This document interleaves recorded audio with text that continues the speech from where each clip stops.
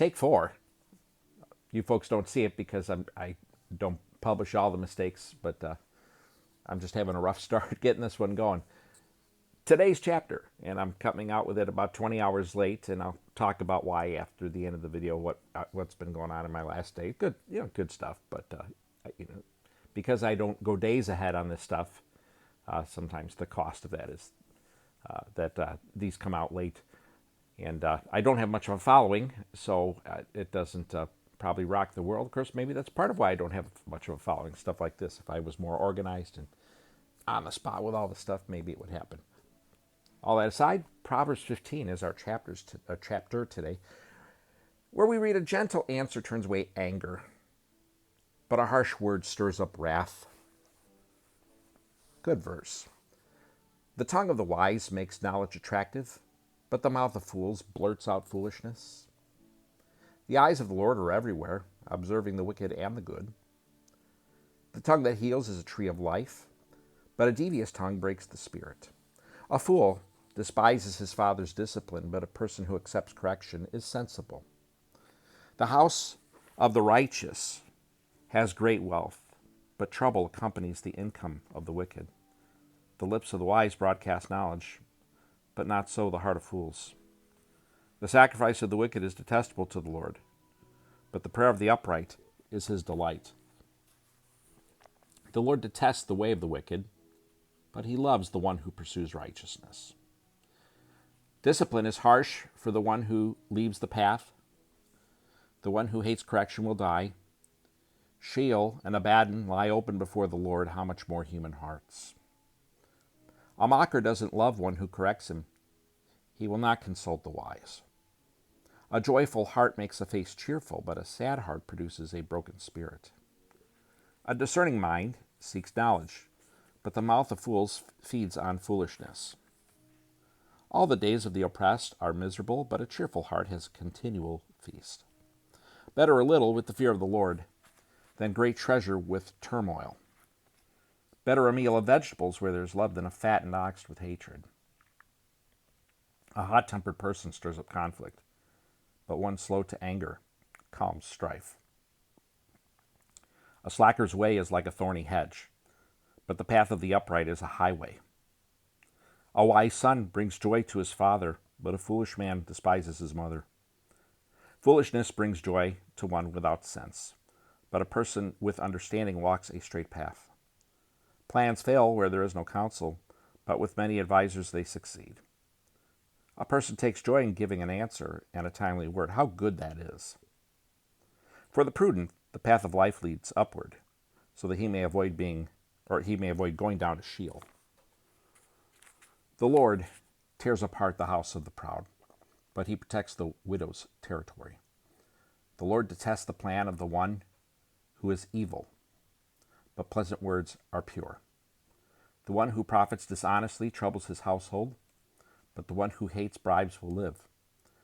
The mind of the righteous person thinks before answering, but the mouth of the wicked blurts out evil things. The Lord is far from the wicked, but he hears the prayer of the righteous. Bright eyes cheer the heart, good news strengthens the bones. One who listens to life-giving rebukes will be at home among the wise. Anyone who ignores discipline despises himself, but whoever listens to correction acquires good sense. The fear of the Lord is what wisdom teaches, and humility comes before honor. Proverbs 15. We hit Proverbs roughly once a month. You can figure out the math on that. A 3-year plan is 36 months, and there's 31 chapters in Proverbs. So we don't, on the average, we shouldn't quite hit one a month. But so it feels like it's been a long time since I've read a proverb, and it probably has, in this context, that is. So the lateness was last night. There's a movie that's in the theaters for a very, very short space, and I'm working this week. And when I work, I get up at 2:45 in the morning-ish. I usually don't get up right then. I snooze or whatever. So I get up at 2:55 or whatever. I take a half hour to get ready, and I take about an hour to get to work. I start at 5. And then I work 12 hours, usually. And then the hour plus ride home. The ride home is harder because when you leave at 3:30 in the morning, the roads are pretty easy. But when you're going home at 5 p.m., it's a different story. And so my day is really, by the time I get home, it's normally 6:30 to 7.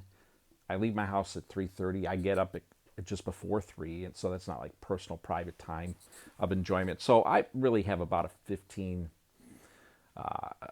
if we just go with 7 o'clock, 3 a.m. to 7 o'clock would be 16 hours. So I got about a 15 and a half hour day, really, from beginning to end when I work. And so I don't get much done.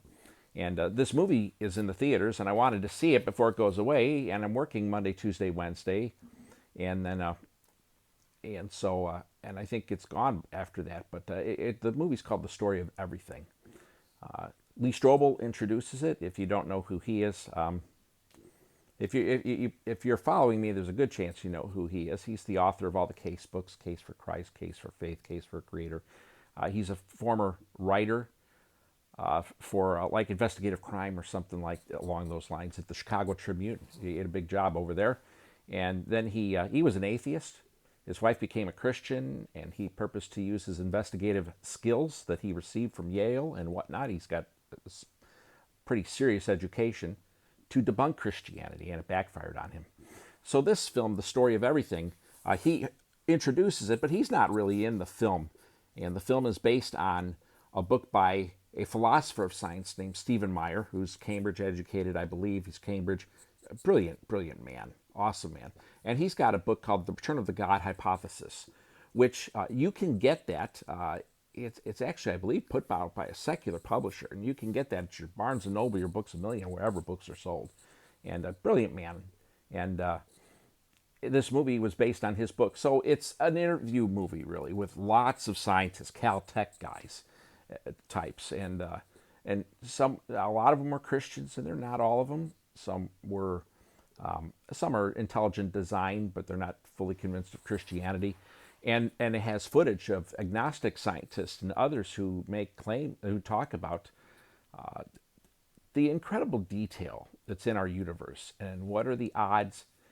Either there is an intelligent mind by it, or there's not an intelligent mind behind it. And if there's not an intelligent mind behind it, then it's some sort of just chance that all this has happened. And the more detail you know about life and what it takes for life to survive on Earth, the variables and whatnot that are required for life to exist, it's just amazing.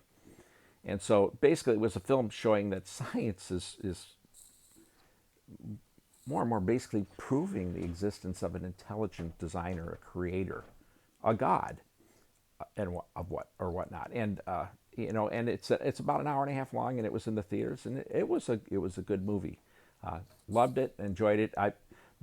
Stephen Meyer, I've got all his books, I think, and others that were in the movie, Brian Axe and various other people. I have books from a lot of them. Not everybody that was in there. Good movie. And so anyway, that movie was at 6:30, so I got home a little bit in time to grab my wife and convince her to go to the theater when we saw it, and then I get home. Yeah, usually right when I get home is when I'll record this on a day I'm working.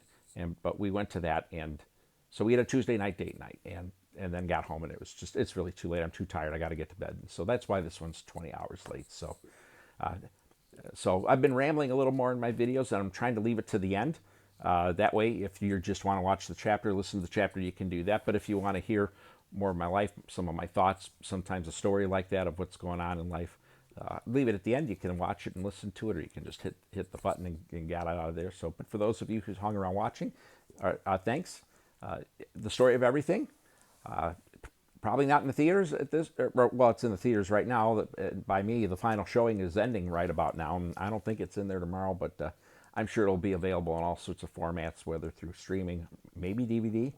I think it would be cool if it were DVD. I'd love to get it and give it to some people and just tell them, hey, give it a watch and see what you think. No pressure. Just I'd like to hear your thoughts. Watch this and see what you think. So thanks for watching, as always, and I hope to see you back here really in a few hours, but tomorrow. Have a good day.